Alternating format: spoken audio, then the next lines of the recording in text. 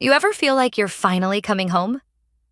Like after years of being away, working towards a goal, making sacrifices, you're finally reconnecting with the people you missed, the place you belong? That feeling is powerful, right?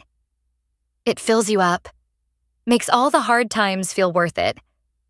Well, let me tell you, that feeling can be ripped away in an instant, replaced by a shock so cold, a betrayal so deep, it makes you question everything you thought was real. My name is Lisa Davis. For the last 6 years, I'd been working as an engineer on various humanitarian and infrastructure projects in some pretty remote parts of the world. It was tough, challenging work, long hours, difficult conditions, being away from everything familiar for months at a time. But it was meaningful, and the pay was excellent. I wasn't spending much overseas. My focus was on saving. Every single dollar I could. The goal was to build a secure future for myself.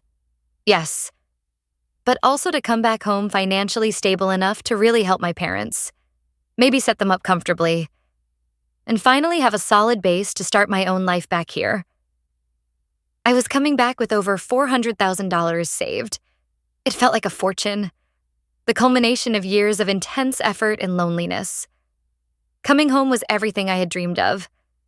My parents met me at the airport, tears in their eyes. My sister, Christina, was there too, hugging me tight. It was a whirlwind of emotion, relief, joy, the overwhelming comfort of familiar faces and voices. For the first couple of days, it was perfect. Long talks, reconnecting, sharing stories. We had family dinners, looked through old photo albums. It felt like no time had passed, like I had never left. That feeling of being home, truly home, was the best thing in the world. The morning of the third day, I woke up feeling rested and happy. I had planned to go to the bank that day. I wanted to transfer a significant amount from my main savings account into a local checking account, and also maybe set up a joint account or gift a sum to my parents right away. Something concrete to show them the fruits of my labor and start helping them like I'd planned. I opened my banking app on my phone, the one linked to the savings account I'd been building for 6 years. The app loaded. I logged in. My eyes scanned the summary page. My breath hitched. The main savings account balance wasn't $400,000 plus. It wasn't $40,000. It wasn't even $4,000. The number staring back at me was a few $100s, maybe $500. Give or take, $500. My brain couldn't process it. This wasn't right. This had to be a technical error? Wrong account displayed? I logged out. Logged back in. Same number. 512 $35s. I checked the account number. It was definitely mine. My name, Lisa Davis, was right there, but the money, it was gone. Poof. Vanished into thin air. A cold, sickening wave washed over me, instantly erasing the warmth of being home. This wasn't an error. This was impossible. I had meticulously tracked that account, watched the balance grow. Where could it have gone? My account was secure. I hadn't made any large transactions. The only people who might have had any form of access, for emergencies or convenience like receiving statements, were my parents. My hands shaking. I went downstairs where Mom, Dad, and Christina were having coffee. Christina's husband, Mark, was there too. He was charming, good-looking, always had a big smile and a story about his latest business venture. My parents adored him, thought he was so ambitious. I always found him a little slick. "Hey, honey, morning," Mom said cheerfully. I couldn't return the smile. My voice came out tight, strained. "Mom, Dad, Christina, Mark, I need to ask you something. It's about my bank account. Something's terribly wrong." Their faces changed. The cheerful atmosphere evaporated. Christina looked nervous. Mom and Dad exchanged a quick, uneasy glance. Mark, who had been laughing at something, suddenly went still. His eyes narrowed ever so slightly. "What about your account, Lisa?" Dad asked, his voice cautious. "My savings account, the one I've been using overseas. It's empty. All the money is gone. Hundreds of thousands of dollars. Did something happen? Was there an emergency you needed to access it for? Why wasn't I called?" The questions tumbled out, a desperate mix of confusion and rising panic. Another uneasy silence. Christina started fiddling with her coffee cup. Mom looked down at her hands. Dad cleared his throat. Mark was the one who spoke. He stood up, walked over to the fireplace, and leaned against the mantelpiece, arms crossed. His expression was cool, distant. Any hint of his usual charm was gone. His voice was flat, devoid of warmth or apology. "Yeah, Lisa," he said, his gaze meeting mine, but it was like looking at a pane of glass. Cold. "About that. There was a necessary situation. A major, unforeseen business collapse. We had to reroute some funds, quickly, to cover critical losses and pivot to save things. Your account was accessible, convenient. We used it." "You used it?" I stammered, the coldness of his tone hitting me as hard as the news itself. "Mark, that wasn't just some extra cash. That was over $400,000. My life savings, my future. You just took it? Without asking me?" He shrugged, a gesture of utter nonchalance that enraged me more than anything else. "Look, Lisa, it wasn't ideal, but it was necessary. Family helps family, right? It was an investment, a calculated risk to save everything we had. And frankly," his voice turned sharper, colder, "you were off living your adventure for 6 years. You weren't here dealing with the realities of building a life, running a business, the financial stresses we were under. You had plenty. It seemed like the logical solution at the time." "Logical solution? Stealing my money?" I was shouting now, disbelief warring with a surge of pure, hot fury. My parents and Christina sat there, silent, avoiding my eyes. "It wasn't stealing," Christina said suddenly, her voice thin and defensive. "It was an emergency investment. To save us. Mark said it was the only way. An emergency investment that took every penny I had." I looked at my parents. "Mom? Dad? You knew about this? You let them take my money?" My dad finally spoke, his voice hesitant.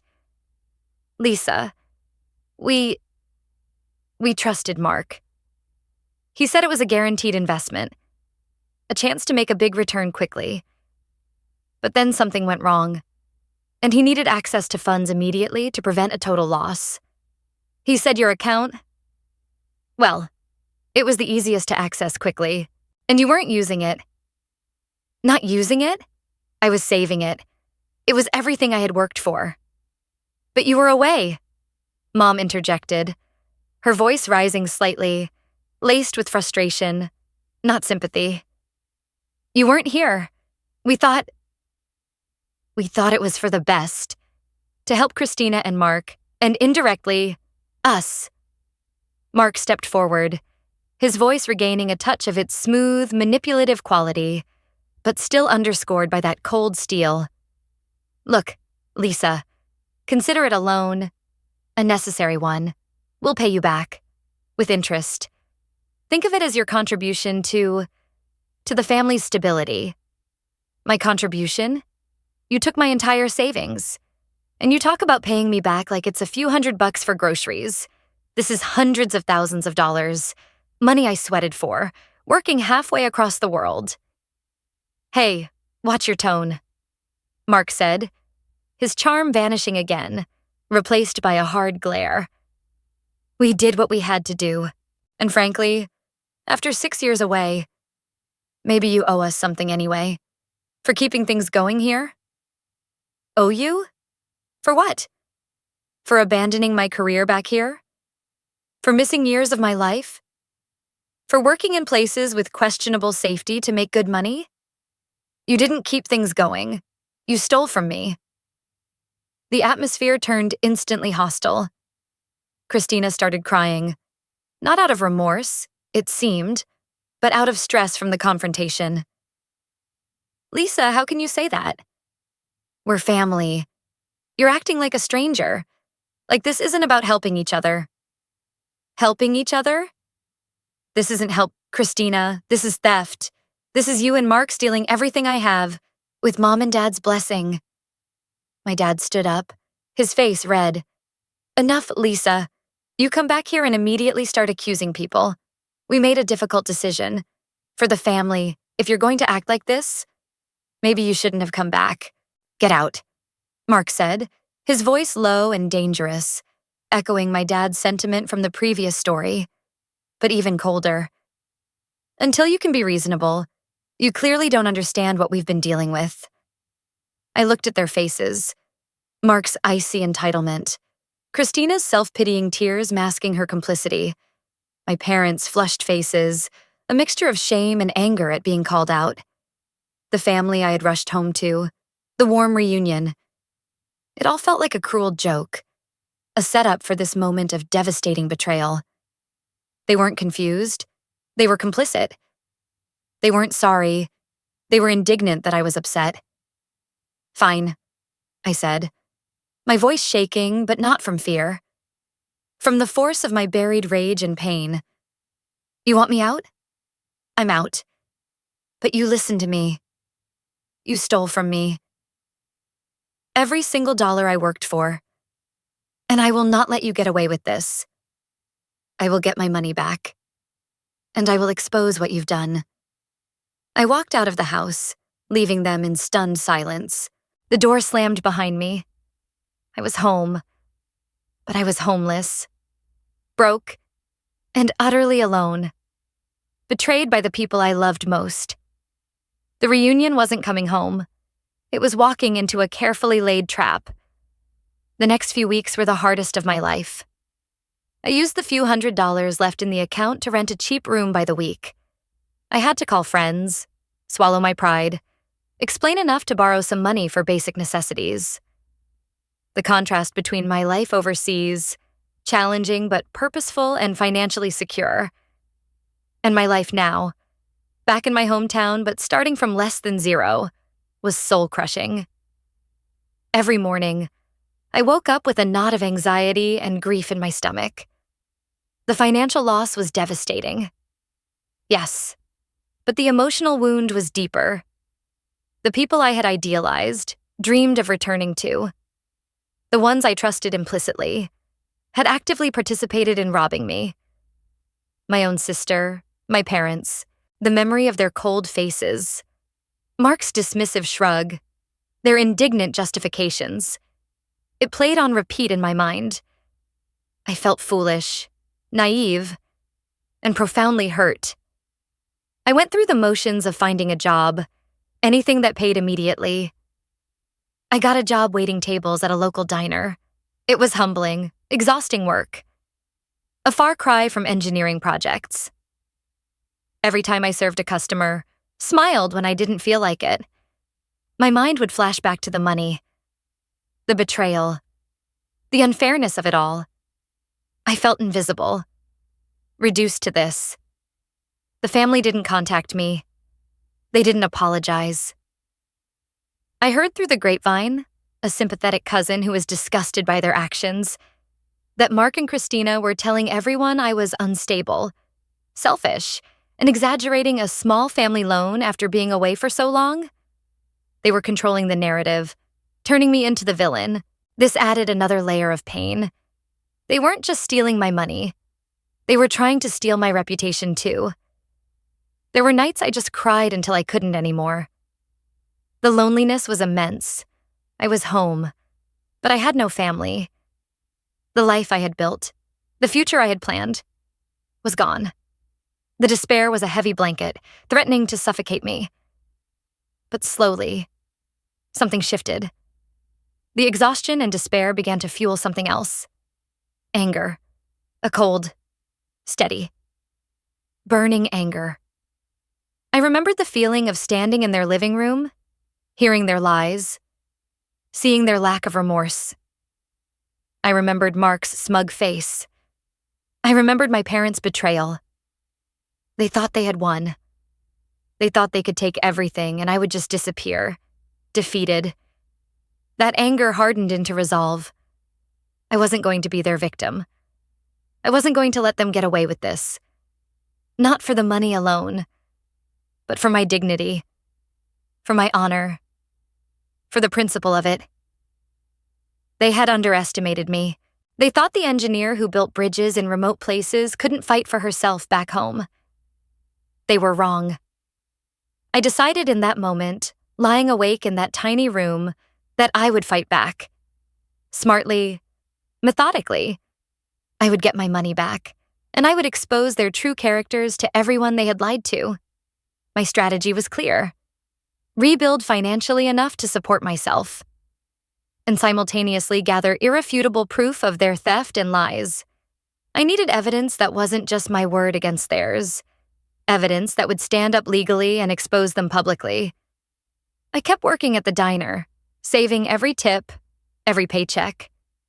It wasn't much, but it was mine. It was a symbol of my independence, of building something they couldn't touch. I lived as frugally as possible. In parallel, I started gathering evidence. I wasn't going to confront them emotionally again. This was a strategic operation. First, I went to the bank. I requested official, certified statements for the account, going back several years, specifically highlighting the period when the money disappeared. The statements were crystal clear. Large, multi-thousand-dollar withdrawals and transfers occurring over a few months, draining the account completely. The records showed who initiated the transfers or withdrawals, linked to online banking logins or physical slips signed by authorized users. The key was tracing where the money went after it left my account.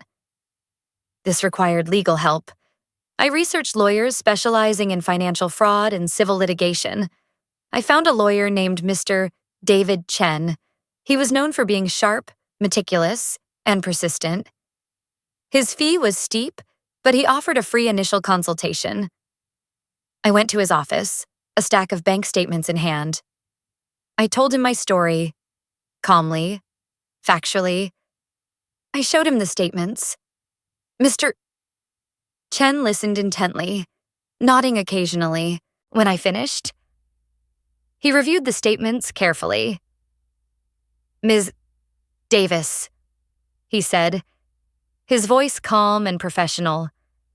"Based on these records, you were the primary owner of this account. The funds were undeniably yours. The large, unauthorized withdrawals constitute clear evidence of civil theft and potentially criminal fraud, depending on intent and how the funds were used. Your family's actions, if as you describe, are a profound breach of trust and potentially illegal." He explained the process. File a civil lawsuit against Mark and Christina for the stolen funds. We could also name my parents if there was sufficient evidence they were complicit in facilitating the theft. The crucial step would be using legal discovery to access Mark and Christina's financial records and trace the flow of money from my account. We decided to proceed, while Mr. Chen filed the initial paperwork. His firm began the process of subpoenaing Mark and Christina's bank records, business records, and any other relevant financial documents. This investigation would uncover the truth behind Mark's business collapse and emergency investment simultaneously. I continued my own quiet search for evidence.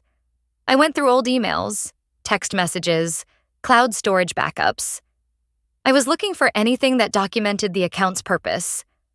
Any conversations about limited access, or any communication from Mark or Christina, or even my parents, hinting at their financial situation before the theft or their actions after. I found an old email I had sent to my parents years ago, specifically stating that the savings account was for my future, that I was listing them on it only for the absolute, last resort, documented medical emergency for them. and that I expected to be informed immediately if such an emergency arose and they needed to access funds. This directly contradicted their later claims of it being family money or easily accessible for any emergency. I also found some older text messages from Christina complaining about Mark's constant need for money and his risky ideas. But she always ended them by saying she had to support him. These showed awareness of his financial instability predating the theft. The most significant piece of evidence I found during this period was almost an accident. I was backing up old files from an external hard drive I used years ago and found a folder labeled Old Phone Backups. On a backup from about a month before the first major withdrawal from my account, I found a saved email draft. It was from Christina to our mother, but it was clearly a draft she had written, perhaps hesitating to send, but ultimately might have communicated the content verbally or in a different form. The subject line was chilling. Idea for Mark's problem. The information from Mr. Chens' investigation and the documents I gathered began to paint a clear, ugly picture, exposing the lies layer by layer. The tracing of the funds from my account into Mark's revealed the business collapse and emergency investment was a complete fabrication. Very little, if any, of the money went into a legitimate, albeit failing, business. The vast majority of the funds were used to pay off massive, long-standing personal debts Mark had accumulated from failed ventures years ago and, yes, significant gambling losses, though not as central as in Ethan's story. It was a component of his debt. A large chunk was also transferred to offshore accounts or spent on luxury items, expensive cars, high-end electronics, lavish trips Christina documented on social media around that time, which I had sadly missed seeing while overseas. They hadn't stolen my money to save a family business. They stole it to bail themselves out of debt they'd created through irresponsibility and fund a lifestyle they couldn't afford. Christina wasn't just enabling. Her emails and spending patterns showed she was a willing participant. Fully aware they were using my money to save their skin and live it up, while presenting a false narrative of investment crisis. This revelation solidified the malicious intent. It wasn't a desperate, misguided attempt at investment. It was calculated fraud to cover up Mark's irresponsibility and Christina's complicity, using my savings as their personal bailout fund. Mr. Chen's discovery also yielded emails and documents from my parents. The records showed they hadn't just passively trusted Mark or given hesitant approval. They had actively helped Mark and Christina gain the necessary access or information to initiate the transfers, perhaps signing co-authorization papers or providing specific details only they would have had, before the emergency story was fully formed. More disturbingly, retrieved emails between Mom and Christina, dating back to the time of the theft, revealed that Mom was fully aware the money was primarily for Mark's debts and not a business investment. One email from Mom even discussed how Lisa has so much saved. She won't miss it right away. And how this could solve Mark's problems finally. They weren't fooled. They were active partners in the scheme, prioritizing their daughter's husband's debts and schemes over their own son's financial security, possibly hoping to benefit themselves or simply wanting to alleviate Christina's stress by any means necessary, including robbing their other child. This was the deepest cut. My parents, actively planning and facilitating the theft, rationalizing it by minimizing my sacrifice and need, and prioritizing Mark's problems. It wasn't misguided trust. It was a conscious, cruel betrayal. Then came the discovery from my old phone backup. The draft email from Christina to our mother. I opened it, my hands trembling. It was brief, but devastating. Subject: Mark's problem and Lisa body. Mom, need to talk ASAP. Mark's debts are worse than we thought. He has an idea. Lisa's account is the fastest access. We can frame it as an investment crisis or your medical thing if Lisa asks. Mark says he can pay it back after this deal. It's the only way. Are you and Dad in? Let me know what you think. We have to do this. Reading those words, seeing it all laid bare. The plan, the motive, Mark's debts, the method using my account. The cover story: investment crisis or your medical thing. The seeking of parental complicity. Are you and Dad in? The sense of desperation and inevitability. We have to do this. This wasn't just circumstantial. This was a written confession of intent, deceit, and conspiracy between Christina and my parents to use my money for Mark's debts and lie about it. They had likely deleted sent copies, but the draft remained, a ghost from the past, waiting to expose them. This was the killing blow. The court ordered a mandatory mediation session before setting a trial date.